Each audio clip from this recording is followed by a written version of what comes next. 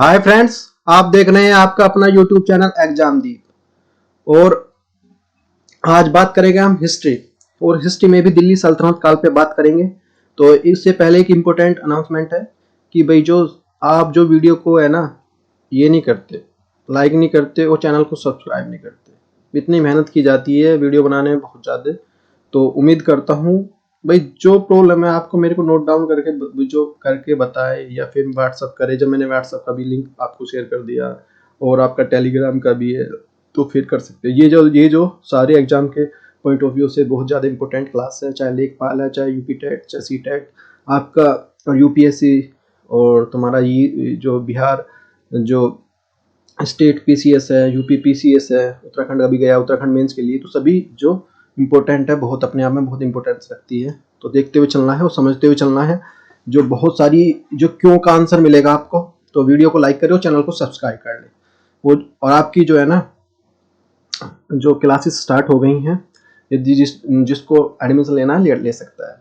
ठीक है भाई, स्टार्ट है हमारा इतिहास, हिस्ट्री है।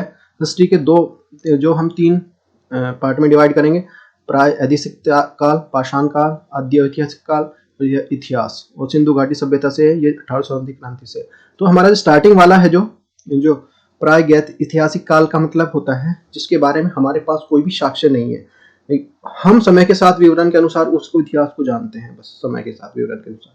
क्वेश्चन दूसरा है हमारा, जो फर्स्ट ये हो गया, और सेकंड है हमारा आद्य जो ऐतिहासिक काल है। उस इतिहास के पढ़ने के लिए हमारे पास जो ज्ञान नहीं, इसके पर ये तो है हमारे, लेकिन इसको हम पढ़ नहीं सकते। अभी जो हुए हैं उनकी लिपि कुछ डिफरेंट है इस तरह से। क्वेश्चन नंबर 3 है हमारा, 3 जो आता है, 3 नंबर पे जो आता है इसका पार्ट आता है वो ऐतिहासिक। इसमें जो ऐसा इतिहास जो सामान्य इतिहास है जिसके बारे में सब कुछ है, वो सब कुछ जानते हैं, वो है ये 1857 क्रांति जैसे सब कुछ है उसके बारे में हमारे पास है। नेक्स्ट आते हैं हम जो हमारा दिल्ली सल्तनत। अच्छा, दिल्ली सल्तनत में जहां हमने बात की थी पहले, जो मोहम्मद गोरी तराइन के युद्ध में है ना पृथ्वीराज चौहान को हराता है। मोहम्मद गोरी जो है तराइन के युद्ध में जो पृथ्वीराज चौहान को हराकर अपना शासन भारत की भूमि पर शासन करता है। और मोहम्मद गोरी इसके बाद, मोहम्मद गोरी का कोई पुत्र नहीं था। कोई मोहम्मद गोरी पृथ्वीराज चौहान को हराया, इसका जो यहाँ पे शासन किया, इसको कोई पुत्र नहीं था। और यहाँ पे अपने जितने भी है ना गुलामों को, उसको भारतीय क्षेत्र को जो तीन गुलामों को बांट देता है, शासन को, अपने शासन को। और जो भारतीय क्षेत्र जो आता है, भारत का जो क्षेत्र आता है, कुतुबुद्दीन ऐबक के पास आता है। कुतुबुद्दीन ऐबक, और वहीं गुलाम वंश की स्थापना होती है। कुतुबुद्दीन गुलाम वंश की स्थापना करता है। भारतीय सेना का वास्तविक घटना का वर्ण जो अलग अलग रसों के जो वर्णन अधिक होता है भाई, जो भारतीय सिनेमा है, जो पिक्चर में दिखाया जाता है वो डिफरेंट होता है। उसमें क्या होता है, वहाँ श्रृंगार रस होता है, वीर रस होता है, उसमें जो रोद रस भी हो सकता है। हिंदी सिनेमा के डायरेक्टर का उद्देश्य सत्यता का दिखाना नहीं होता, कहानी कहीं और ही है, सत्यता कहीं और ही चली जाती है उसमें। इस दौर में जो हीरो है, हीरो के बाहु भुजाओं को 6 एप्स है नहीं है, उसको चल कैसे रहा है, इस पे ज्यादा में जो इम्पोर्टेंस होती है उस पर। तो मूवी में जो देख के कोई सीरियस होने की जरूरत नहीं है कि भाई उसमें तो ऐसा था तो ये ऐसा था, वो उससे कोसों दूर होती है जो हमारी सत्यता है। तो लेकिन इतिहास की दृष्टि से जो कौन से अधिकार, जो मानसिकता है ना बना लेना कि भाई उससे जो दृष्टिकोण बनाना कि ऐसा था ऐसा नहीं, वो बिल्कुल अलग अलग होता है। तो ये हो कि जो मूवी को ऐसा दिखाया जाए कि सत्य में से कोसों दूर होता है। और इतनी परिपक्वता रखनी चाहिए कि जब पढ़ लेते हैं कि आधार पर कि अपना धारणा मत बना लेना कि मूवी में ऐसा होता है, वो डिफरेंट होता सारी चीज़ें। मूवी सीरियल जो अभी है, जैसे मेरे एक बच्चे ने पूछा था कि नहीं सर ये ऐसा है तो ऐसा नहीं कैसे। तो हम जो इतिहास पढ़ते हैं ना, जो जिन राइटर्स की मदद ली है, जिन बुक्स की मदद ली है पढ़ाने के लिए, पढ़ना पड़ता है सब कुछ पहले। इससे सदी की जो उसमें ये जो सारी सत्यता बातें दिखाई गई हैं। और हो सकता है कुछ अलग भी हो, तो आपने कुछ जो अलग पढ़ा हो या कुछ ऐसा हो आगे पीछे हो सकती है, तो उसमें कमेंट करके बताएं। क्योंकि भाई आप कुछ अलग चीज़ अलग होती है, कोशिश की जाएगी जो उसमें जो प्रॉब्लम है उसे सुधारा जाए, जो डिफरेंस है। सपोज करो इतिहास है, तो साइंस होता तो मैं बोल देता कि नहीं ये भाई प्रमाणित है, यहाँ से जो मैंने प्रमाण दिया है ये खोजा गया। लेकिन इतिहास में जो लिखता है ना, उस पे जो उसकी मानसिकता का और जो व्यक्तित्व का और विशेष विश्लेषण का प्रभाव पड़ता है, इसलिए थोड़ा डिफरेंट हो सकता है। तो वो लेने की जो टेंशन लेने की जरूरत नहीं है। स्टार्ट करते हैं अपनी इसको गाड़ी को। देखो फर्स्ट है हमारा, यहाँ से स्टार्ट हुआ, यहाँ ने बता दिया मध्यकालीन भारत का इतिहास। मध्यकालीन भारत को जो 1712 से लेकर 1757 तक का बात है, इसमें जो 2 भागों में डिवाइड है ये। पूर्व मध्यकालीन इतिहास 1712 से लेकर जो 1119 ईस्वी तक। उत्तर मध्यकालीन इतिहास जो 1192 ईस्वी से लेकर 1757 तक। दिल्ली सल्तनत का जो काल है ये जो दिल्ली सल्तनत को जो हम जब बांटते हैं वो दो भागों में बांटते हैं भैया। ये 1206 से 1526 तक, और इसमें 5 वंश आते हैं। इसमें जो दिल्ली सल्तनत में 5 वंश आ जाएंगे। अब इसमें 5 वंश कौन कौन से होंगे उनको पढ़ते हैं भाई। पहला होगा हमारा गुलाम वंश, या इसको मामलुक वंश भी बोलते हैं, या इलबरी वंश भी बोलते हैं। इसकी 1206 से 1290 ईस्वी के बीच में होता है। दूसरा हमारा खिलजी वंश, ये जो 1290 से 1320 के बीच में ईस्वी के बीच में होता है। फिर हमारा तुगलक वंश, ये होता है 1320 से 1414 तक। और फिर सैयद वंश 1414 से 1451 तक। फिर लोधी वंश 1451 से 1426। अब देखो एक तरफ शॉर्ट नोट में मैंने बताया है कि वंश है और दूसरी पर संस्थापक है। तो वीडियो लाइक कर दो, वीडियो बहुत अच्छी है, एकदम मजा आ जाएगा आपको देख के कि वो समझाने का बिल्कुल एकदम समझते हो चलना, बिल्कुल माइंड बिल्कुल ही कंसंट्रेट होके। तो एक तरफ गुलाम वंश है, गुलाम वंश संस्थापक है कुतुबुद्दीन ऐबक ने की थी। ये बार बार पूछा जाता है गुलाम वंश का। ये खिलजी वंश का भी जलालुद्दीन खिलजी ने की थी। तुगलक वंश का जो जीटी तुगलक गियासुद्दीन तुगलक ने की थी, इसको शॉर्ट में जीटी बोलते हैं। सैयद वंश जो खिजर खान ने की थी। लोधी वंश बहलोल लोधी ने की थी। तो ये इनमें से एक क्वेश्चन मिलता ही मिलता है कि 5 वंश है, इनमें से मिलता है जरूर। तो अच्छे से ध्यान कर ले, अच्छे से तैयार कर ले। गुलाम वंश ये 1206 से 1290 के बीच में इसका जो टाइम पीरियड है। कुतुबुद्दीन ऐबक 1206 से 1210 तक रहता है। इल्तुतमिश जो हमारा, पहले शॉर्ट में बता रहा हूँ इसके बारे में, फिर जो डिटेल में हम जो पढ़ते हुए चलेंगे और एक चीज समझ बनाते हुए चलेंगे। 1210 से जो 1236 रजिया सुल्ताना 1236 से 1240, और इजुद्दीन बहराम शाह 1240 से 1242, अलाउद्दीन मसूद शाह 1242 से 1240 के बीच में, और नसरुद्दीन महमूद जो 1240 से 1265, गियासुद्दीन बलवन 1266 से 1286, और जो शमसुद्दीन कंफ्यूमर्स ये जो है था, ये लास्ट था इसका 1287 से 1290। अच्छा, खिजली वंश 1290 से 1230 की जो 1320 के बीच में होता है। अच्छा, खिजली वंश में कौन कौन था? खिजली वंश में जो 1290 से 1320 के बीच में जलालुद्दीन फिरोज शाह खिजली, 1290 से 1296 के बीच में अलाउद्दीन खिलजी आता है। फिर उसके बाद ये आता है 1296 से 1316 के बीच में। फिर शहाबुद्दीन खिलजी 1316 के बीच 1316 तक रहता है। और कुतुबुद्दीन मुबारक खिलजी ये 1316 से 1320, और नियासुद्दीन जो खुसरो शाह ये 1320। फिर तुगलक वंश आता है। तुगलक वंश जो एकदम एक स्टार्टिंग में मैंने मोटा मोटा दे दिया है, इसके बारे में आइडिया होना चाहिए ना पहले, तो उसको बता रहा हूँ। 1320 से 1414 के बीच में इसका टाइम पीरियड होता है। अच्छा, अब यहाँ से स्टार्ट होता है गियासुद्दीन तुगलक, ये 1320 से 1325 मोहम्मद बिन तुगलक आता है। फिर इसके बाद 1325 से 1351 तक इसका टाइम पीरियड होता है। फिरोज तुगलक आता है 1351 से 1388। मोहम्मद खान आता है 1388 ईस्वी, और जो गियासुद्दीन तुगलक शाह जो 1388 ईस्वी। अबू बकर जो 1389 ईस्वी से 1390 ईस्वी तक। फिर नसरुद्दीन मोहम्मद जो 1390 से 1394 ईस्वी। हुमायूं 1394 से 1395 ईस्वी तक, और नसरुद्दीन मोहम्मद 1395 से वो 1412 ईस्वी तक। ये है सारी जो। अब जो 5 वंश है इसमें गुलाम वंश, मामलुक वंश, इबरी वंश जो 1206 से 1290, खिजली वंश 1290 से जो 1320, तुगलक वंश 1320 से 1414, और सैयद वंश जो आता है 1414 से 1451। 5 वंश हो गए आपके। ये लोधी वंश आता है। फिर इसके पृष्ठभूमि स्टार्ट करते हैं कैसे क्या था। अच्छा, पिछली जो हमने जो 3 इस पे ली है, हालांकि इस पे नहीं डली है, मैं डाल दूंगा। जो 3 कक्षाओं में हमने पढ़ा है कि 712 से मोहम्मद बिन कासिम के नेतृत्व में भारत की जो पहले अरब विजय होती है। मोहम्मद बिन कासिम के बीच उसमें जो भारत की पहली अरब विजय हुई। जो 700 ईस्वी में मोहम्मद कासिम के नेतृत्व में भारत में पहली अरब विजय होती है। इसके बाद मोहम्मद गजनवी द्वारा भारत को लूटपाट उद्देश्य से कई बार आक्रमण किया। मोहम्मद गजनवी ने जो बहुत कई बार जो भारत पर आक्रमण किया, लूटपाट की हो जो। इसके बाद मोहम्मद गौरी द्वारा लूटपाट के साथ ही साम्राज्य विस्तार का उद्देश्य से भी भारत पर आक्रमण किया जाता है। उसके बाद जो पहले तो लूटपाट की, फिर ठीक है हम अपना साम्राज्य विस्तार भी कर ले इसके साथ साथ। तो इस क्रम में 1192 ईस्वी में तराइन के दूसरे युद्ध में पृथ्वीराज चौहान की मृत्यु के साथ ही भारत में दिल्ली सल्तनत का जो साम्राज्य मार्ग प्रस्तुत हो जाता है। 1192 में जो पृथ्वीराज चौहान को हराता है ये मोहम्मद गोरी हराने के बाद इसमें जो भारत में दिल्ली सल्तनत की जो साम्राज्य की जो मार्ग जो प्रशस्त हो जाता है, खुल जाता है एक तरह से।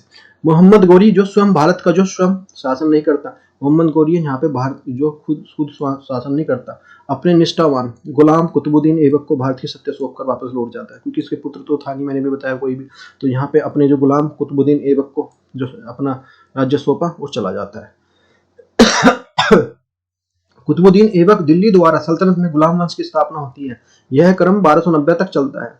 1290 ईस्वी में गुलाम वंश में अंतिम शासक क्यूमर्स की जो मृत्यु के साथ ही गुलाम वंश की जो समापन हो जाता है, और जो गुलाम वंश समाप्त हो जाता है 1290 में ईस्वी में, लास्ट जो था। दिल्ली सल्तनत में एक बार फिर खिलजी वंश अथवा जो खजली वंश, इसको खिलजी या खलजी वंश भी का उदय होता है। खिलजी वंश की स्थापना जलालुद्दीन फिरोज शाह जो खिलजी द्वारा 1290 में हुई थी, 1290 में होती है, जबकि इसका अंतिम शासक नसरुद्दीन खुशशाह था। जो खिजली वंश के अंतर्गत जो साम्राज्य विस्तार के उद्देश्य दक्षिण भारत के जो संबंध सफल विजय अभियान आयोजित किए गए थे, किंतु उन्हें जो दिल्ली सल्तनत के क्षेत्राधिकार के अंतर्गत सम्मिलित नहीं किया गया था।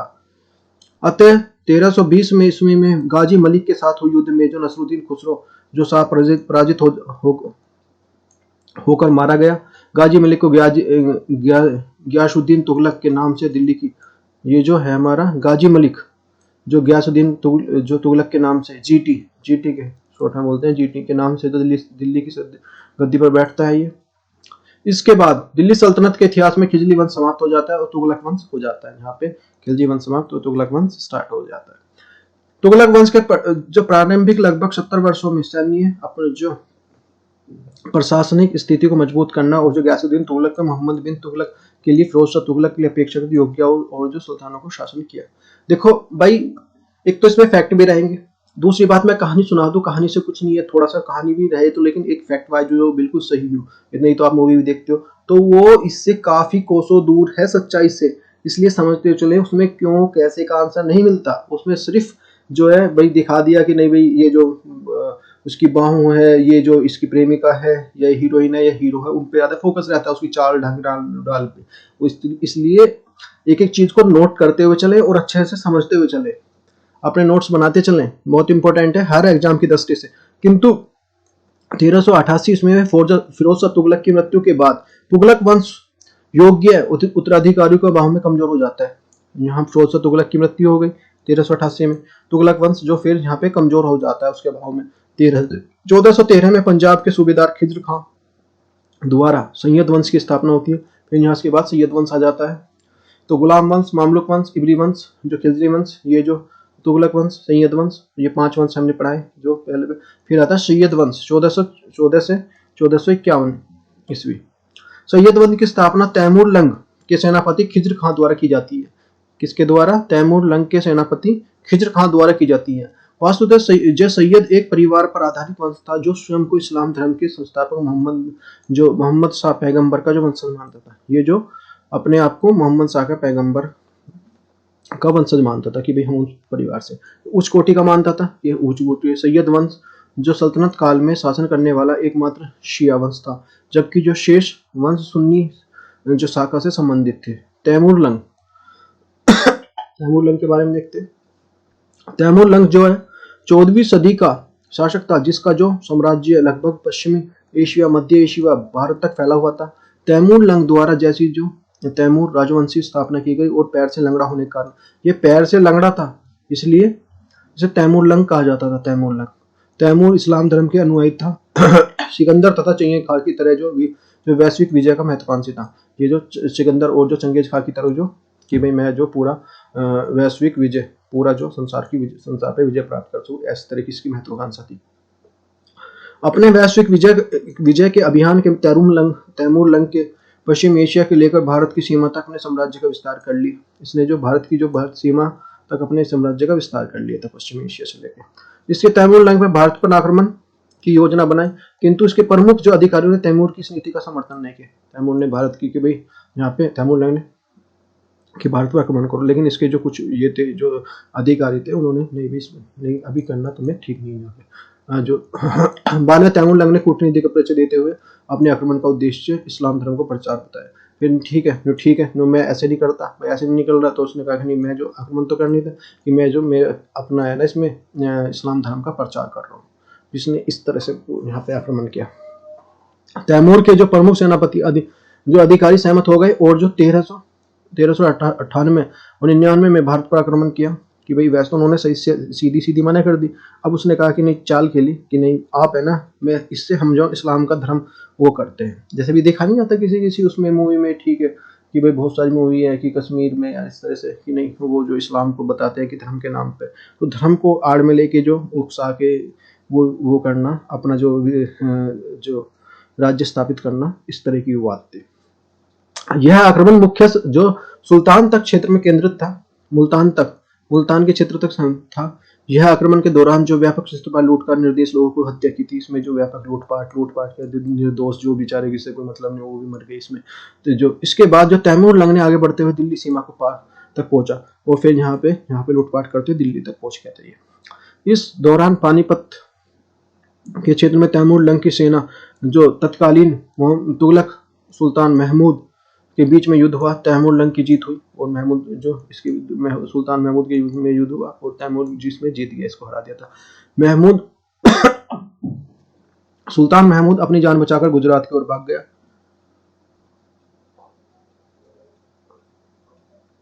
ये था थोड़ी सी तबीयत खराब है तो इसलिए थोड़ा सा एडजस्ट कर लो।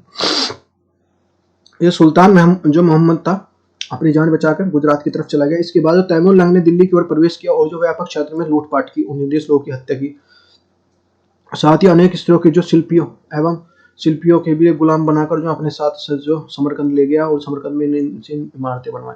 जो यहाँ पे जो इमारतें जो ये शिल्पकार थी, जो औरतें थी, उनसे जो यहाँ से उन्हें बंदी बनाया, गुलाम बनाया और जो अपने यहाँ पे समरकंद ले जाकर इनसे इमारतें बनवाई उसने। आक्रमण के दौरान जो है तैमूर लंग ने मंदिरों को नष्ट किया, बहुत सारे जो मंदिरों को नष्ट किया और जो गैर इस्लामिक अनुयायी थी उनकी हत्या की, जो इस्लाम को नहीं मानते थे जैसे वही और वे हिंदुओं को उनको जो दमन किया गया। तैमूर लंग के बारे में प्रचलित है कि लोग की हत्या करवाकर उनके सिरों को कटवाकर दीवार में बनवा देता था। यह जो क्या उनके सिर कटवाया और उनकी दीवार बनवा देता था। इस तरह से बहुत डेंजर आदमी थे। तैमूर लंग इतना निर्दयी था कि तलवार पर दम पर लगभग जो समस्त एशिया का इस्लाम प्रसार किया। जो तलवार से ही, एक तो होता है कि प्यार से और एक दूसरा है कि भाई अपने विचारों से, वो अलग बात है। इसने कि नहीं तलवार के दम पे किया। अपने भारत आक्रमण के दौरान तैमूर लंग ने मुल्तान, दिल्ली, मेरठ, हरिद्वार, कांगड़ा और जम्मू कश्मीर पर भी आक्रमण किया था। इसने लगभग एक वर्ष में जो आक्रमणकारी काल के दौरान तैमूर लंग ने भारी मात्रा में धन, स्त्रियों, गुलामी, शिल्पकारियों और लूटपाट के मंदिरों को नष्ट किया। खिज्र खां की बात देखते हैं। भारत से वापस लौटते समय तैमूर लंग ने खिज्र खां को मुल्तान, लाहौर और जो दिवालपुर का जो प्रमुख नियुक्त कर दिया। भारत से वापस लौटते हुए जो तैमूर लंग ने जो खिज्र खां को यहाँ पे जो इनका जो अपना प्रशासक नियुक्त कर दिया। खिज्र खां जो द्वारा तैमूर लंग को उसके पुत्र शाहरुख के प्रतिनिधि के रूप में इन क्षेत्रों को प्रशासन कर और उसका वही खिज्र खां और उसके पुत्र को जो यहाँ पे आप देख रेख करो, यहाँ पे अपना प्रशासन को देखो, ये था बात। तुगलक वंश ने जो अंतिम सुल्तानों के लिए शासन के दौरान जो खिज्र खां पंजाब प्रांत के सूबेदार था। माना जाता है कि तैमूर लंग भारत का जो आक्रमण करने के लिए आमंत्रित और सहायता प्रदान करने के लिए प्रमुख भूमिका थी।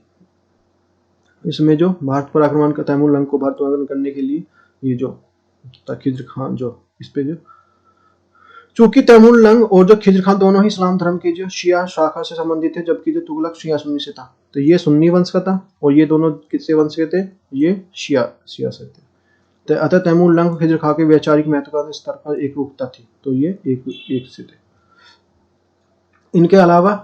इसके अलावा जो तुगलक वंश का जो अपनी आत्म शक्तियों के पतन के दौरान उत्तर भारत के कई प्रांतों में दिल्ली का केंद्रीय प्रशासनिक नियंत्रण कमजोर हो गया था।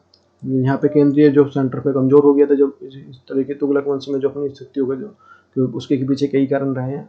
राजनीतिक परिस्थितियों के दौर तैमूर लंग ने भारत पर आक्रमण करने के लिए अनुकूल अवसर था कि भाई ठीक है भारत पर आक्रमण करो, जब सेंट्री कमजोर है तो फिर ले लो। तो ये था 1399 से 1414 तक की परिस्थितियां क्या थी कि उस तरह की कंडीशन तक क्या थी। 1399 में तैमूर लंग अपने जो समरकंद वापस लौटा।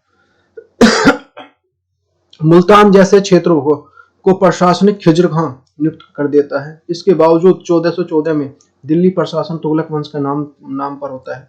इसके बाद दिल्ली का प्रशासन तुगलक वंश के नाम पर होता है, जबकि तत्कालीन जो तुगलक सुल्तान और जो मोहम्मद तैमूर लंग के आक्रमण के समय जो अपनी जान बचाकर गुजरात की ओर भाग जाता है। तैमूर लंग द्वारा महमूद तुगलक को पीछा नहीं किया जाता। जो तैमूर लंग द्वारा जो मोहम्मद तुगलक का जो पीछा नहीं करता, क्योंकि तैमूर लंग का उद्देश्य भारत को लूटपाट करना था। ये लूटपाट करेंगे हम तो बस। महमूद तुगलक जो अपनी प्राकृतिक मृत्यु के समय जो कि भाई नेचुरल मौत हुई उसकी 1414 में जो गुजरात में ही हो जाता था, वो गुजरात में ही उसकी मौत हो गई। इस समय जो दिल्ली का शासन संचालन जो दौलत खां नाम का एक अफगान द्वारा जो महमूद तुगलक के नाम से किया जाता था।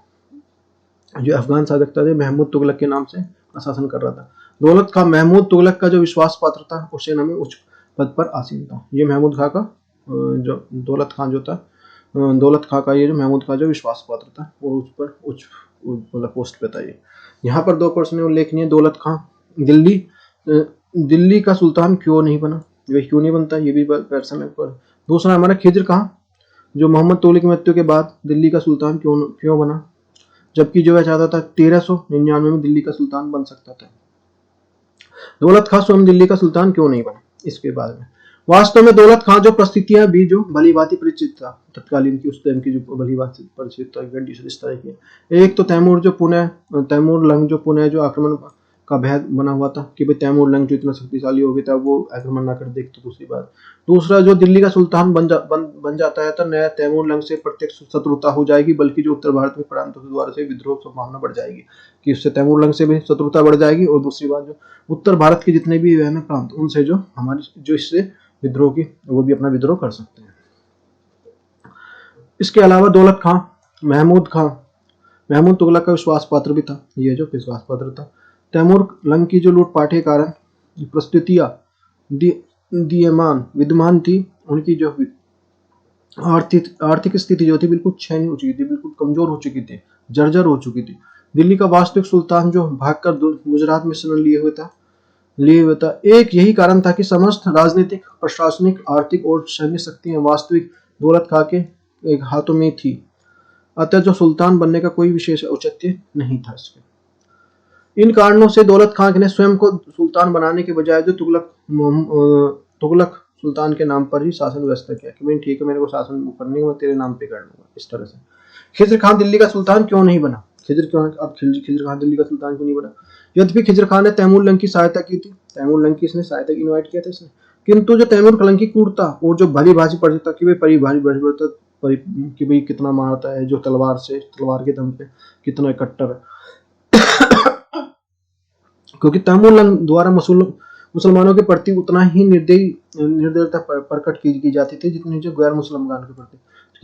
ये जो उनके भी प्रति जो मुसलमान है जो जिस तरह से उसके जो विरोध करेंगे उनको भी ऐसे ही काट डालेगा, इसकी निर्दयता है। यही कारण था कि जो खिजर खां द्वारा जो मुल्तान का प्रशासन वस्तुतः तैमूर लंग और उसके पुत्र जो शहजाह शाहरुख खां के प्रतिनिधि के रूप में किया गया। वो नियमित तौर पर जो कर की अदायगी की जाती थी, जो कर लिया जाता था। तैमूर लंग के प्रति जो निष्ठा प्रदर्शन करने के लिए आदेश को से खिजर खां ने तैमूर लंग के पुत्र को नाम को खुतबा भी पढ़वाया और उससे निष्ठा प्रदर्शित करने उसके नाम को खुतबा भी पढ़वाया। खिजर खां को तैमूर लंग के द्वारा पुणे भारत का जो आक्रमण किए जाने का जो आशंका थी, खिजर खां की ये दोबारा आक्रमण करेगा यहाँ पे तैमूर लंग, और सुल्तान बनने का सीधी शत्रुता तैमूर लंग से होगी। अगर यहाँ पे आक्रमण करेगा तो सीधे, अगर मैंने यहाँ पे सुल्तान बना तो सीधी जो शत्रुता तो उसी से हो जाएगी, सीधी बात है, जब उसका दबदबा है। इसके अलावा खिजर खां को तैमूर लंग से एक बड़े भौगोलिक भाग का जो प्रशासनिक नियुक्ति कर दिया गया था।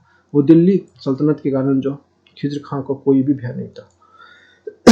यही कारण था कि खिजर खां ने राजनीतिक महत्वाकांक्षा से कोई लालसा नहीं थी, विशेषकर सुल्तान बनने के प्रति उसका कोई भी विशेष रुचि नहीं थी। यही कारण है कि जब 1414 में जो खिजर खां दिल्ली सल्तनत पर जो शासक बनता है तो वह सुल्तान की उपाधि धारण नहीं करता। अतः 1399 में जब महमूद तुगलक की मृत्यु हो जाती है तो खिजर खां स्वयं दिल्ली के लिए दिल्ली के सुल्तान के पद पर आसीन हो जाता है और इसी समय तक तैमूर लंग की जो मृत्यु हो जाती है। नेक्स्ट है, तैमूर लंग की शक्तिशाली था, क्रूर था, विजय वैश्विक विजय की भावना से प्रेरित था, किंतु उसकी मृत्यु का जो साधारण जुकाम के कारण होती है, ये माना जाता है उसकी जुकाम हुआ, उससे मृत्यु हो गई। देख लो जुकाम कितना इंपॉर्टेंस होता है, अब क्यों जो कितना डेंजरस होता है कि हम लेते हैं कि नहीं इजी में, क्योंकि जुकाम की अभी कोई दवाई भी नहीं है, जो कोल्ड है या ये आपका कफ है, इनकी कोई दवाई नहीं, दे देते हैं एंटीबायोटिक वो अलग बात है। माना जाता है कि अपने जीवन काल में तैमूर लंग ने 1 करोड़ से अधिक लोगों की हत्या की थी। अब देखो 1 करोड़ से अधिक अपने जीवन में, 1 करोड़ से ज्यादा इसने हत्या की थी, इतना क्रूर था ये। गुलाम वंश, मामलुक वंश, इब्री वंश, खिजली वंश, ये सारी चीजें। खिजर खां, अब आता है खिजर खां 1414 से 1421 में। सैयद वंश का संस्थापक जो रैयत ए आला की उपाधि संभवतः तैमूर लंग द्वारा प्रदत्ति की उसने दी थी। तुगलक वंश का जो व्यवस्थापक के तौर पर शासन का संचालन। 1421 में प्राकृतिक कारणों से मौत हो जाती है, इसकी नेचुरल मौत होती है। खिजर की मृत्यु पर सभी ने काले वस्त्र पहनकर दुख प्रकट किया था। ये जो नेक्स्ट इसके बाद आता है मुबारक शाह 1421 से 1434 में। खिजर खां का पुत्र था ये। खिजर खां था सैयद वंश का पहला शासक जिसने सुल्तान की उपाधि की थी, अपने नाम से खुतबा पढ़वाया था और विदेशी स्वामित्व का अंत किया था। शाह की उपाधि भी धारण की थी इसने। यमुना नदी के किनारे मुबारकबाद नगर की स्थापना की थी। हिंदू के प्रति जो नीति और अनुसरण करने वाला सुल्तान था, ये अच्छा थोड़ा सा जो सॉफ्ट हार्टेड था हिंदू के प्रति भी। प्रसिद्ध इतिहासकारी, तभी जो इसके तभी तो बताया ना, कोई अच्छा आदमी होता है कोई जीवन काल में तो उसके जो पीछे सब जाते हैं, और जो जब रोए तो सबने जो काला वस्त्र पहन के इसको दुख प्रकट किया। अच्छा आदमी होता, नहीं होता तो मरने तो क्या फर्क पड़ता है। प्रसिद्ध इतिहासकार याहिना बिन अहमद शर हिंदी के दरबार में संरक्षण प्राप्त था। सर हिंदी की प्रसिद्ध पुस्तक शाही जो मुबारक शाही फारसी भाषा के अनुसार मुबारक शाह का काल अशांति और विद्रोह के काल था। पूरा शासन काल के विद्रोही का दबाने का व्यतीत हो गया। सैयद वंश का सबसे योग्यतम शासक था। नेक्स्ट आता है मोहम्मद शाह 1434 से 1445। मुबारक शाह का दत्तक पुत्र था। मूल नाम जो मोहम्मद बिन फरीद खां, वजीर सरवर उल हुक सहायता में जो शासन किया। इसके शासनकाल में दिल्ली मालवा और शासक महमूद खिलजी ने आक्रमण किया, जिसके रोकने के लिए मोहम्मद शाह ने अपने अधिकारों और जो बहलोल लोदी से सहायता मांगी। बहलोल लोदी खान ने इसकी उपाधि दी थी इसने। मोहम्मद शाह बहलोल लोदी का पुत्र मानता था अपने आप को। ये जो मोहम्मद शाह था, मोहम्मद शाह बहलोल लोदी को अपने आप का पुत्र मानता था, और मोहम्मद शाह के शासनकाल के दौरान ही उसने बहलोल लोदी को लोदी का उदय और जो वास्तविक रूप से जो सैयद वंश का पतन स्टार्ट हो गया था फिर इसके बाद, क्योंकि जो अधिकांश प्रांतों में स्वयं को जो दिल्ली का जो प्रभुत्व का लगभग स्वतंत्र कर लिया था इसने अपने आप को। फिर है अलाउद्दीन आलम शाह 1445 से 1476। मोहम्मद शाह का पुत्र था। आलम शाह की उपाधि ग्रहण किए। विलासी प्रवृत्ति का व्यक्ति था। अपने वजीर अहमद खां और जो गतिरोध के कारण जो अहमद खान ने बहलोल लोदी को दिल्ली सल्तनत के लिए आमंत्रित किया था। बहलोल लोदी ने दिल्ली के आक्रमण किया, किंतु जो सुल्तान के लिए भाग कर जो बदायूं उत्तर प्रदेश में शरण ली और बहलोल लोदी 1451 में दिल्ली का सुल्तान बन गया। इस प्रकार सैयद वंश का अंत और जो लोदी वंश का स्टार्ट हो जाता है। इसके बाद जो बहलोल लोदी ने हमीद खां की जो हत्या की करवा दी, और ताकि जो किसी प्रकार का षड्यंत्र नहीं कर सके। अलाउद्दीन आलम शाह 1476 ईस्वी पर प्राकृतिक कारणों से मृत्यु हो जाती है।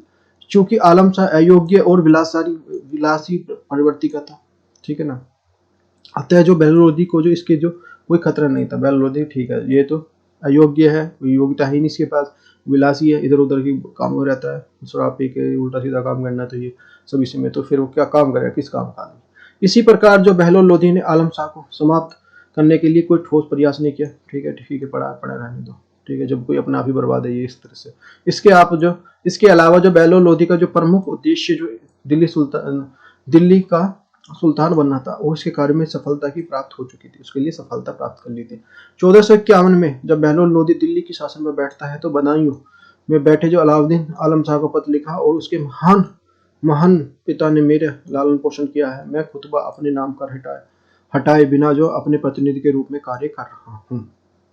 इस पत्र में जो आलम शाह ने लिखा है कि मेरे पिता जो अपना पुत्र कहला कहकर पुकारते थे, अपना पुत्र क्या करते थे, इसलिए मेरे बड़े भाई हैं, मैं बधाइयों में ही संतुष्ट हूँ, अपना जो साम्राज्य आपको दे रहा हूँ। इसके बाद बहलोल लोदी ने गाजी की उपाधि पुनः धारण की और अपना राज्याभिषेक कराया।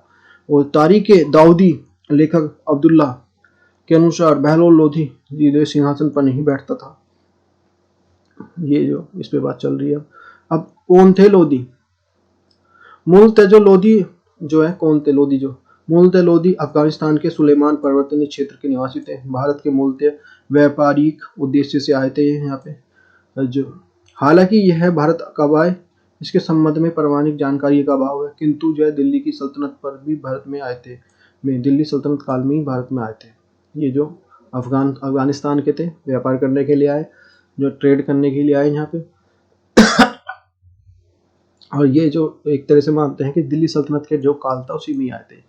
इसके बाद जो तुगलक वंश के लिए शासन काल में विशेषकर जो सैयद वंश के लिए प्रशासनिक पद पर नियुक्त हुए। उसके बाद बहलोल लोदी और दौलत खां का जो लेखनी है। मूलतः लोदी मिश्रित तुर्क थे और जो अफगानिस्तान के गिलजाई, साहुल खेल और कबीले से संबंधित थे। प्रारंभिक लोदी अपनी जो आजीविका मुख्यतः पशुपालन चलाते थे। ये सबसे पहले पशुपालन करते थे। उससे पहले इसके पास जो लड़ाकू प्रवृत्ति के कारण जो सीमावर्ती क्षेत्रों में लूटपाट भी करते थे, और फिर यहाँ पे लड़ाकू प्रवृत्ति थे और जो लूटपाट करते थे। गुलाम वंश के शासनकाल में लोदी के अफगान जो साधारण सैनिकों के पद पर भी नियुक्त किए गए। फिर ये जो साधारण सैनिक पर भी बना दिए गए वहाँ पे। कालांतर कुछ समय बाद जो सैयद वंश के अंतिम शासकों की शक्तियां छीन होती गई। बहलोल लोदी ने अपनी स्थिति मजबूत की और जो तत्कालीन अनिश्चित जो राजनीतिक परिस्थितियों का लाभ उठाकर लोदी वंश की स्थापना की। बहलोल लोदी 1451 से 1489 तक। बहलोल लोदी मूलतः अफगान के व्यापारी परिवार में जन्मा था। अफगान के जो व्यापार में जो होता था, उनके परिवार में जन्मा था, ये व्यापारी था। किंतु कालांतर में अपनी योग्यता और विशेषकर तैमूर लंग के संरक्षण में इसने उच्च प्रशासनिक स्थापित कर लिया कि अपना जो योग्यता थी तैमूर लंग से संरक्षण प्राप्त कर लिया, उसकी हमें मिलाई, और जब वहाँ पे उच्च प्रशासन की स्थिति प्राप्त कर ली, वहाँ पे उच्च पद ले लिया। तैमूर लंग से बहलोल लोदी का पंजाब प्रांत का प्रशासन नियुक्त किया गया। तैमूर लंग ने जो बहलोल लोदी को क्या बनाया, पंजाब का प्रांत का शासक बना दिया। इसके बाद जो बहलोल लोदी ने तत्कालीन राजनीतिक परिस्थिति का लाभ उठाकर बहलोल लोदी की वंश की स्थापना करते हुए सुल्तान का पद धारण कर लिया। और अंत में है ना, बहलोल लोदी ने जो यहाँ की जो राजनीतिक परिस्थिति का लाभ उठाकर दिल्ली है ना, दिल्ली लोदी वंश की स्थापना की और सुल्तान का पद अपने आप धारण कर लिया। उल्लेखनीय है कि दिल्ली सल्तनत के लिए लोदी पहला अफगान वंश था जिसने शासन किया है। लोदी जो था अफगान वंश था दिल्ली पे। 1451 ईस्वी में बहलोल लोदी गाजी की उपाधि धारण करते हुए दिल्ली के सुल्तान बना। गाजी की उपाधि धारण की। बहलोल लोदी योग्य और जो युद्ध प्रिय और धार्मिक प्रिय और शासन प्रिय शासक था। बहलोल लोदी ने अपने अधिकांश जो अभियान है ना विद्रोह के दमन करने के लिए किए, किंतु जो अभियानों का उद्देश्य साम्राज्य विस्तार नहीं था। इसने जौनपुर, दोआब, मेवात, मालवा, ग्वालियर इत्यादि जो विरुद्ध किए गए जो सफल अभियानों का उल्लेखनीय है। बहलोल लोदी ने दिल्ली सल्तनत में सभी शासकों सर्वाधिक 38 वर्ष तक शासन किया। बहलोल ने सबसे ज्यादा जो 38 साल तक किया, 38 ईयर तक। बहलोल लोदी का राजत्व सिद्धांत निरंकुशता सिद्धांत पर आधारित थी। अफगान सरदारों को समानता पर आधारित थी। जो अफगान सरदारों के प्रति अधिक उदार नीति थी अपनाने के कारण जो अफगानिस्तान के जो अपने कबीले के प्रति निष्ठा और जो शासन संचालन के लिए अधिक सहयोग की आवश्यकता थी। बहलोल लोदी अपने अफगानी सरदारों को मकसद आलोक से कहकर पुकारता था। बहलोल लोदी ने हिंदुओं के प्रति उदारता की नीति अपनाई थी। बहलोल लोदी ने सरदारों के प्रति जो राय प्रताप सिंह, राय करण और राय नैयर और राय चिंद्रलोक चंद्र जैसे दादू के प्रमुख सरदार भी थे इसमें। बहलोल लोदी था, इसने चांदी का सिक्का प्रचलित किया था बहलोल नाम से, और अकबर के सम्मान जो विनिमय का मध्यम रहा। जो मुगल काल के जो कि भाई ये जो इतना विनिमय बना इस तरह से। अंत में जो जून 1489 ईस्वी में राजस्थान के लौटते समय लू लगने के कारण जो बहलोल लोदी की मृत्यु हो जाती है। अपनी मृत्यु से पूर्व बहलोल लोदी ने राज्य का विभाजन अपने पुत्र और अफगानी सरदारों में कर दिया था। जो मृत्यु से पहले अपने पुत्र में कर दिया और अफगान सरदारों में कि भाई मेरी जो ये जायदाद है इसमें इसको बांट दिया था इसने।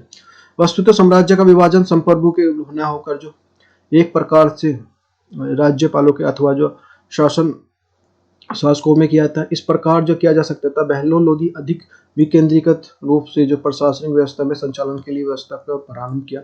यही व्यवस्था सफल नहीं रही। फिर सिकंदर लोधी आता 1489 से 1517 तक। सिकंदर लोधी बहलोल लोधी का पुत्र था। ये सिकंदर लोधी तो बहलोल लोधी का पुत्र था। अपने जीवन काल में बहलोल लोधी सिकंदर लोधी का दिल्ली का जो अगला सुल्तान घोषित कर दिया था इसने जीवन में कि भाई ठीक है, अगला मेरे बाद ये यहाँ का ये सुल्तान बनेगा। दिल्ली सिकंदर लोधी का मूल नाम जो निजाम खां था, वेरी वेरी इंपॉर्टेंट, निजाम खां था। और यह सिकंदर लोधी के नाम से दिल्ली के सुल्तान पर बैठा था। प्रशासनिक पक्ष, लोधी वंश का जो शासन काल में मुख्यतः नियंत्रण अभियानों के व्यतीत हुआ, किंतु बहलोल लोधी के विपरीत इससे जो अभियान के उद्देश्य साम्राज्य विस्तार था। वस्तुतः जो तुगलक वंश के अंतिम शासकों के बाद दिल्ली में सल्तनत में सबसे अधिक जो साम्राज्य विस्तार सिकंदर लोधी ने किया था। सिकंदर लोधी ने किया था। इसके बाद तुगलक वंश के बाद जो सबसे ज्यादा इसने विस्तार किया था। हालांकि जो यह साम्राज्य विस्तार अलाउद्दीन खिलजी के साम्राज्य विस्तार से कम था। ये जो साम्राज्य विस्तार था अलाउद्दीन खिलजी विस्तार से वास्तविक में कम था। और इसके जो सिकंदर लोधी में आगरा को नगर की स्थापना की थी सिकंदर लोधी ने आगरा में, और दिल्ली के बजाय आगरा में ही अपनी राजधानी बनाया था। और दिल्ली के बगैर इसने जो अपने आगरा की राजधानी बनाई कि यहाँ पे कैपिटल यहीं पे बना देते हैं। आर्थिक पक्ष क्या आता है? बहलोल लोधी ने केवल न साम्राज्य विस्तार की नीति को अपनाया बल्कि आर्थिक प्रशासन और परिचालन को भी विशेष ध्यान दिया। कि ये नहीं है इसकी साम्राज्य बढ़ाता जा रहा हूँ, क्षेत्र बढ़ाता जा रहा हूँ, नहीं, अपना चलेगा कैसे, यह प्रशासन कैसे काम करेगा, इस पर ध्यान दिया। सिकंदर लोधी ने भूमि का नाप के लिए गज ए सिकंदरी से प्रारंभ किया था। गज ए सिकंदरी प्रारंभ की, जो कि मुगल काल में परिचित रहे तक प्रचलित थे। वेरी वेरी इंपॉर्टेंट है। सबसे पहले इस समय भूमि की नापने के लिए मूलतः राजस्व की दर होती थी। सबसे पहले इसने नहीं कराई थी भूमि के पैमाने से। आर्थिक पक्ष, जो धार्मिक दृष्टि से जो सिकंदर लोधी का असहिष्णुता नीति का अनुसरण किया, मुख्यतः उलेमा वर्ग के संतुष्ट करते हुए हिंदुओं के विरुद्ध अनुदार नीति अपनाई इसने। उदाहरण के लिए सिकंदर लोधी के हिंदुओं के धार्मिक संस्कारों पर वो प्रतिबंध लगा दिया था। कई धार्मिक मूर्तियों को भी नष्ट किया था इसने। नगरकोट हिमाचल प्रदेश में ज्वालामुखी मंदिर को मूर्ति तोड़कर उसके टुकड़े टुकड़े मांस को तोलने के लिए इकाइयों में को दे दिया गए थे कि भाई जो इसके जो मूर्ति के टुकड़े जो मांस को इकाई जो मांस होगा उसको तोलने के लिए किए, जैसे बाट की तरह से। हिंदू धर्म को सत्य बताने के कारण सिकंदर लोधी को बोधक नामक और हिंदू मृत्युदंड दे दिया। हालांकि सिकंदर लोधी मुसलमानों के प्रति जो मुसलमानों में प्रचलित कुछ प्रथाओं को कुछ भी सुधार के लिए दस्तूर से प्रतिबंध लगा दिया था, जिसमें मुहर्रम जो तजिए के निकालना तथा मुस्लिम बस्तियों पर जो पीरी के मजारों पर जो जाने का प्रतिबंध लगा प्रमुख था। इसमें सांस्कृतिक पक्ष क्या था? सिकंदर लोधी स्वयं फारसी भाषा का अच्छा विद्वान था। गुरु रुखी जो उपनाम से जो फारसी कविता करता था, वेरी वेरी गुरु रुखी नाम से फारसी कविता करता था। ये लाइन बहुत इंपॉर्टेंट है। सिकंदर लोधी काल में संस्कृत ग्रंथों की जो फारसी भाषा में लिखा है, जो संस्कृत जो ग्रंथ थे उनको फारसी में वो कराया। देख सकते हैं संस्कृत भाषा कितनी इंपॉर्टेंस है, कितने पहले से, फिर इसको फारसी में कन्वर्ट कराया गया यहाँ पे। इसमें जो औषधि शास्त्र नामक जो संस्कृत का प्रमुख ग्रंथ है उसको जो मियाँ बुहुआ तिब्बत ए सिकंदरी और जो एवं फरहंग ए सिकंदरी के नाम से फारसी में अनुवाद किया। सिकंदर लोधी काल में ही संगीत के आधारित पहले फारसी ग्रंथ लज्जत ए सिकंदरी नामक ग्रंथ की रचना की गई। इसके अलावा सिकंदर लोधी ने अपने पिता बहलोल लोधी के दिल्ली में एक जो मकबरा अपने नाम से जो अपने पिता के नाम से मकबरा भी बनवाया दिल्ली में मियाँ भूंग निर्देशित मोट और मस्जिद को सिकंदर लोधी के निर्माण करवाया। अंत में 1517 में गले की बीमारी के कारण सिकंदर लोधी की मृत्यु हो गई। गले में बीमारी हुई, इसकी मृत्यु हो गई 1517 में।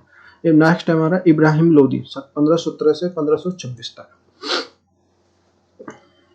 सिकंदर लोधी की मृत्यु के बाद उसका पुत्र इब्राहिम लोधी दिल्ली का सुल्तान बनता है। उसके जो लोधी वंश की स्थापना किया दिल्ली की सल्तनत पर जो अंतिम शासक होता है इब्राहिम लोधी दिल्ली की सुल्तान बनता है। और अफगान सरदार जो कि दिल्ली सुल्तान के लिए अपने प्रांतों में प्रमुख प्रचलित रहे हैं स्वयं को धार्मिक घोषित करने लगते हैं।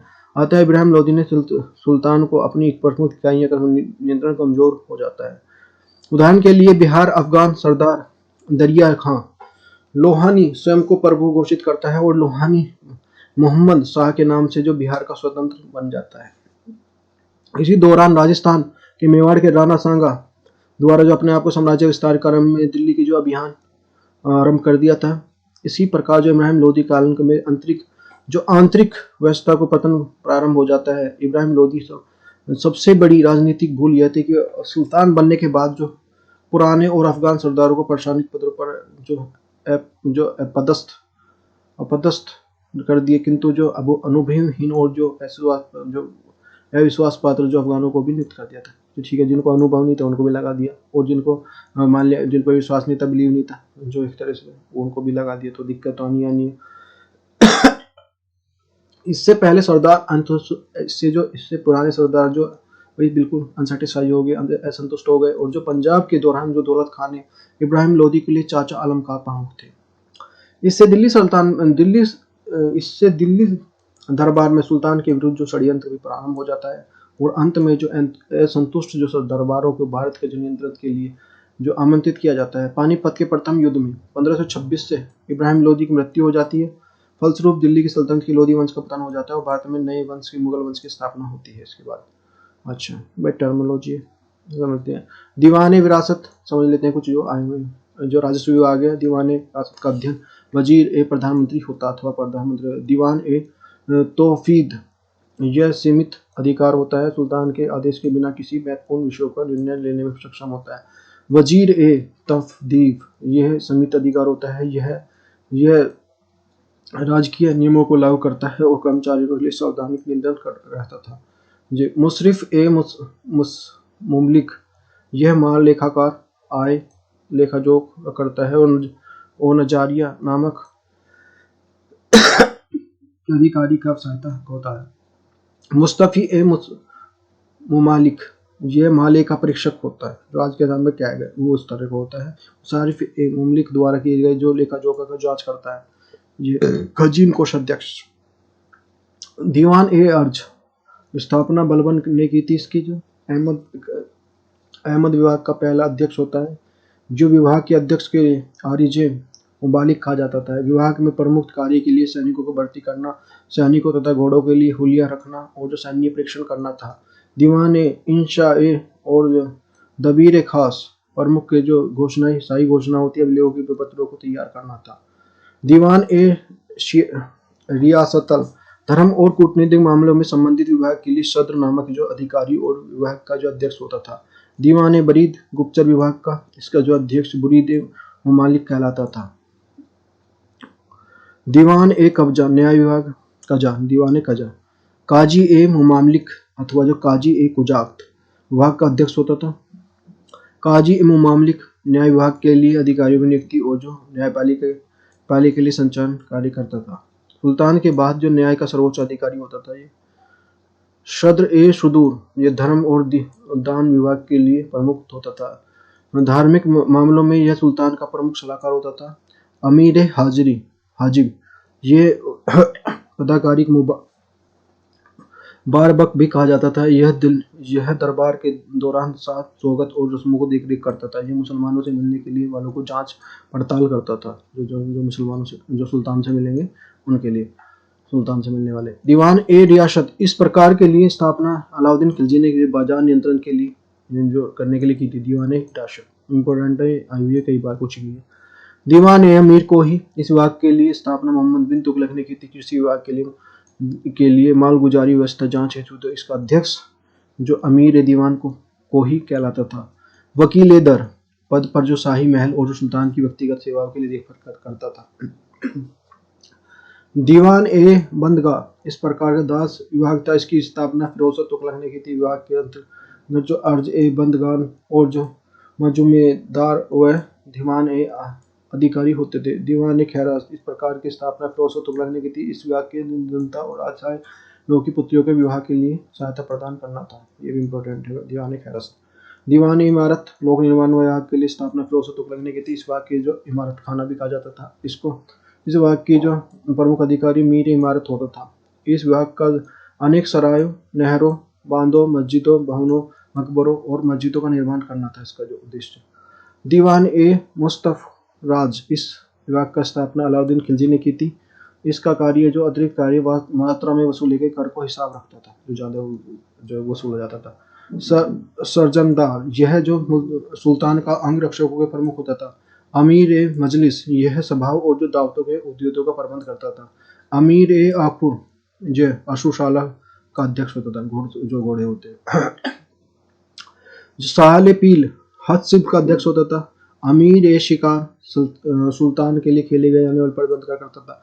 ये देखो तुम्हें लग रहे होंगे थोड़े बोरिंग से, बिल्कुल ऐसे के एजिट पूछे जाते हैं, तो ये बिल्कुल फैक्ट है, इनको याद रखना, टर्मिनोलॉजी है बिल्कुल, तो ये एकदम नोट डाउन करते हुए चले, इंपॉर्टेंट है। दीवानी हिरासत पेंशन विभाग होता था। जो मजलिस ए खलवत, यह सुल्तान में मित्रों और जो विश्वास पात्रों के लिए जो परिषद थी उसमें जो समस्त महत्वपूर्ण विषयों पर परामर्श किया जाता था। डू यू नो दिल्ली सल्तनत काल न्याय व्यवस्था कैसी थी? न्याय व्यवस्था जो काजी कुल कुजात और जो अथवा जो प्रमुख न्याय करता था, जिसे जो कानून की व्यवस्था करने के लिए मुफ्त सहायता दिया करते थे। कानून कुरान के लिए आदेशों पर आधारित होती थी, यद्यपि जो अलाउद्दीन तथा मोहम्मद बिन तुगलक जैसे जो न्याय करने के लिए नीति पर विचार करते थे।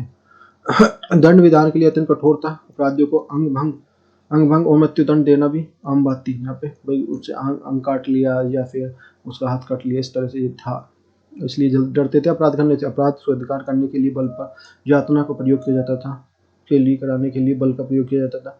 अपराध को स्वीकार करो तो उसके लिए पिटाई की जाती थी, कोड़े से, ऐसे इस तरह। न्याय प्रणाली के लिए व्यवस्थित नहीं होती थी। बिना उचित जांच कराए बिना मुकदमे चला दिए जाते थे, जांच बिना मुकदमे चला दिए थे। अधिकतर अवसरों पर मुकदमों की सुनवाई संक्षिप्त रूप होता था, जल्दी कर दिए थे, निपटा दिए जाते थे। 2019 में आया हुआ क्वेश्चन है, निम्नलिखित कथनों पर विचार कीजिए। दिल्ली सल्तनत के लिए राजस्व विभाग के लिए राजस्व वसूली का प्रभावी आमिल कहा जाता था। दूसरा हमारा स्टेटमेंट है, दिल्ली का सुल्तानत के लिए इक्ता प्राचीन देशी व्यवस्था थी। 3 हमारा मीर बख्शी को यद पद पर दिल्ली की खिलजी सुल्तानों के लिए शासनकाल में अस्तित्व में था। तो फिर कथनों में से कथन सही है, केवल एक, केवल दो, एक और दो, 3 और 1 2 3। तो इसमें हमारा इज द करेक्ट आंसर, केवल एक ही ठीक है हमारा, आमिल कहा जाता था। आमिल उत्तर भारत में सल्तनत काल के दौरान जो राजस्व एकत्र करने के लिए अधिकारी होते थे। अकबर ने समय समय पर किसानों को ऋण देने के लिए उच्च गुणवत्ता वाले जो बीज प्रोत्साहित करने के लिए आमिल को निर्देशित किया था। इक्ता प्रणाली, इक्ता वेरी वेरी मोस्ट इंपॉर्टेंट है, पूछी जाती है, कई बार पूछी गई है। भारत में दिल्ली सल्तनत के दौरान इक्ता प्रणाली प्रस्तुत की गई थी। दिल्ली में नियंत्रण किए गए राज्यों में उदय हो रहा था, नए नए राज्यों को दौरान, जिसके कारण जो दिल्ली सल्तनत पर विस्तार हो रहा था। धीरे धीरे दिल्ली सल्तनत इतना बड़ा हो गया कि अकेले शासन करवाना संभव नहीं था, इसमें बड़ा हो गया तो भी शासन नहीं कर पाएगा। तो इक्ता, अपनी जो इक्ता के सुल्तान के नाम से शासन करता था, उसका पद वंशोन्नत नहीं होता था, इक्तेदार का पद हस्तांतरित होता था। इक्तेदार सिक्के चलाने का अधिकार भी नहीं था उसको। इक्तेदार का कार्य लगान वसूल करना, सैनिक व्यवस्था करना और शांति स्थापना करना था। ये जो सुल्तान के नीचे जो सुल्तान का जो बड़ा होता चला गया ना, तो उसको छोटे छोटे पार्ट में डिवाइड करके उस पर जो राज करने के लिए दे दिया जाता था। तो ये कोई वंशावनुत नहीं कि भाई उसका बेटा तो उसका ही बनेगा, वो नहीं बनेगा। दूसरी बात ये जो सिक्का जारी नहीं कर सकता था, वो लगन वसूल करना, सैनिक व्यवस्था करना, शांति स्थापित करना, इसका जो काम होता था। इक्ता का विभाजन सिख में होता था। संभवतः 1789 ईस्वी में बलबन के समय में पहली बार सिख का निर्माण हुआ। सिकंदर नाम के शिकदार नामक अधिकारी नियुक्त किए जाते थे। शिकदार नाम के अधिकारी नियुक्त किए जाते थे। सिख का विभाजन परगनों में होता था। इस प्रकार जो आमिल नामक अधिकारी नियुक्त किए जाते थे इसके लिए। मीर बख्शी जो सैनिक विभाग का प्रमुख होता था। इस पद की शुरुआत मुगल काल में हुई थी। इस कार्य के लिए सैनिकों को भर्ती करना, हुलिया दागना, सशस्त्र आदि, रसद आदि देखभाल करना, इसके लिए पदोन्नति देना काम करते। 2010 में आया क्वेश्चन है, इतिहास बन्नी ने दिल्ली के सुल्तानात के लिए दिल्ली भारत के शासन में वास्तविक रूप से इस्लामी नहीं माना है, क्योंकि अधिकतर जनसंख्या इस्लाम का अनुसरण नहीं करती थी, इस्लाम को उपेक्षा की जाती थी। सुल्तान ने इस्लामिक कानून के साथ साथ उनको नियम बनाए थे और गैर मुसलमानों के लिए धार्मिक स्वतंत्रता दे रखी थी। तो इसमें हमारा आंसर सी तक ठीक है। तो इसने सुल्तान ने मुस्लिम कानून के साथ साथ उनकी भी कानून बनाए, इसलिए इस्लामिक नहीं किया जा सकता। नेक्स्ट है, सैद्धांतिक रूप से जो सल्तनत काल के लिए इस्लामी राज्य था, किंतु जो व्यावसायिक रूप से जो यहाँ पर शरीयत के रूप में कानून का पालन कर नहीं होता था। यहाँ पर बन्नी ने दिल्ली की सल्तनत को इस्लामी राज्य ने बताकर जो और लौकिक जहांदारी माना जा रहा है। ये बन्नी जो इतिहासकार है बहुत बड़ा, ठीक है ना, कभी जो बन्नी बन्नी कुछ कहता है। जियाउद्दीन बन्नी मोहम्मद तुगलक के लिए फिरोज शाह तुगलक का समकालीन था। बन्नी जो तारीख फिरोज शाही और जो फतवा ए जहींदारी की रचना की थी। बन्नी ने सल्तनत काल में वास्तव में इस्लामी शासन नहीं था, क्योंकि जो सुल्तान के लिए मुस्लिम कानून के लिए असम को कानून को भी लागू करवा दिया था इसने। नेक्स्ट 2009 में क्वेश्चन, मध्यकालीन भारत के राजाओं के निम्नलिखित में कौन कौन सा कथन सही है? अलाउद्दीन खिलजी पहले अलग खारिज और जो विभाग स्थापित किया था इन्होंने। बलबन ने अपनी सेना के लिए घोड़ों को दागने के लिए पत्ती शुरू की थी। सी हमारा मोहम्मद बिन तुगलक के बाद दिल्ली की गद्दी पर उसके चाचा बैठे। डी हमारा फिरोज शाह तुगलक गुलामों से एक विवाह की स्थापना की। तो सी हमारा क्वेश्चन हमारा नेक्स्ट है, मध्यकालीन भारत के लिए संदर्भ में निम्नलिखित में बताना सही है। अलाउद्दीन खिलजी ने पहले अलग एक आरिज विभाग की स्थापना की। बलबन ने अपनी सेना के घोड़ों को दागने की प्रवृत्ति शुरू की। मोहम्मद बिन तुगलक दिल्ली की गद्दी पर चाचा बैठे। फिरोज शाह तुगलक एक अलग विभाग की स्थापना की। तो D is the correct answer है। फिरोज शाह तुगलक ने गुलामों का एक अलग दीवान ए बगदाद की जो स्थापना शुरू की। मोहम्मद बिन तुगलक मृत्यु के बाद उसके चाचा नहीं, उसके चचेरा भाई फिरोज शाह तुगलक दिल्ली गद्दी पर बैठा। अलाउद्दीन खिलजी घोड़े के दागने, सैनिकों के चेहरे को पहचानने का रिकॉर्ड रखने के लिए नगद और वेतन देने की पद्धति का शुरुआत की थी। 2007 में आया क्वेश्चन है, दिल्ली की राजगद्दी पर अफगान शासकों ने शासन के लिए कौन सा शासन एक अनुकार करना है? सिकंदर ए इब्राहिम लोदी का बहलोल लोदी, सिकंदर ए शाह लोदी बहराम लोदी, और बहलोल लोदी सिकंदर शाह इनाम लोदी, बहलोल लोदी इब्राहिम लोदी सिकंदर शाह। तो इसमें हमारा C is the correct answer, Bahlol Lodi Sikandar Shah और इब्राहिम लोदी। नेक्स्ट 2006 में आया क्वेश्चन है, कथन है और स्टेटमेंट ऑफ कारण है। मोहम्मद तुगलक के समय एक जो नया स्वर्ण सिक्का जारी किया गया इब्नी तूता द्वारा जारी दिनार कहलाया गया। यह मोहम्मद बिन तुगलक द्वारा एशियाई अफ्रीका व्यापार अभिवृद्धि के लिए स्वर्ण सिक्कों के लिए टोकन जो मुद्रा जारी करना चाहता था। तो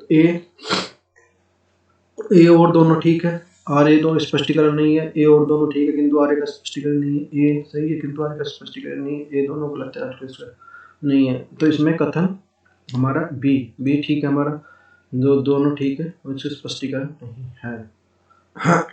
मोहम्मद बिन तुगलक ने अपने काल में सोने का सिक्का भी प्रचलित करवाया था, जिसे इब्नु तूता नामक अफ्रीकी इब्न बतूता अफ्रीकी आदमी ने लेख में दिनार कहा है। लेख में दिनार मोहम्मद बिन तुगलक ने अपनी आर्थिक स्थिति को मजबूत करने के लिए कई देशों के साथ व्यापार करना चाहता था, किंतु भारत में सोने के सिक्के चलाया था। इसका जो व्यापार उद्देश्य के लिए कोई प्रत्यक्ष संबंध नहीं था। मोहम्मद बिन तुगलक विदेशियों के साथ व्यापार करने के लिए अपने लक्ष्यों को पूरा नहीं कर पाया। नेक्स्ट 2054 में आया हुआ क्वेश्चन है, बाबर भारत पर आक्रमण करने के लिए अमित करने वाले में से एक आलम खान और इब्राहिम लोदी को संबंधी था। वह दिल्ली राज सिंहासन पर दावेदार था। इब्राहिम लोदी का संबंधित था, उससे देश का जो निष्कासित कर दिया था। दिलावर खान का पिता था, जिसे इब्राहिम लोदी के दो हाथों क्रूर व्यवहार मिला। डी हमारा पंजाब प्रांत का एक उच्च अधिकारी था, जिसे जाति के प्रति जो इब्राहिम लोदी की व्यवस्था पर अत्यंत असंतुष्ट था। तो ये हमारा इसमें जो ए करेक्ट है, हमारा A is the correct answer. Babur को इब्राहिम लोदी को संबंधित था और जो दिल्ली के शासन पर जो दावेदार था। आलम खां सुल्तान बहलोल लोदी 1451 से 89 का बेटा और दिल्ली की अंतिम सुल्तान इब्राहिम लोदी 1517 से 26 का चाचा था। ये इब्राहिम लोदी का चाचा था, सुल्तान इब्राहिम लोदी। आलम खां खुद को दिल्ली का जो असली हकदार समझता था। वह अपने बल पर इब्राहिम लोदी गद्दी से नहीं हटा सका उसे, और जो इब्राहिम लोदी हाकिम दौलत खां के सिकंदर से मिलकर बाबर का हमले का नियंत्रण कर दिया। इसके फलस्वरूप बाबर को भारत पर आक्रमण किया था। इसके बाद बाबर ने भारत पर 2003 में आया क्वेश्चन है, चंगेज खां के अधीन मंगेलों के भारत का आक्रमण किया था।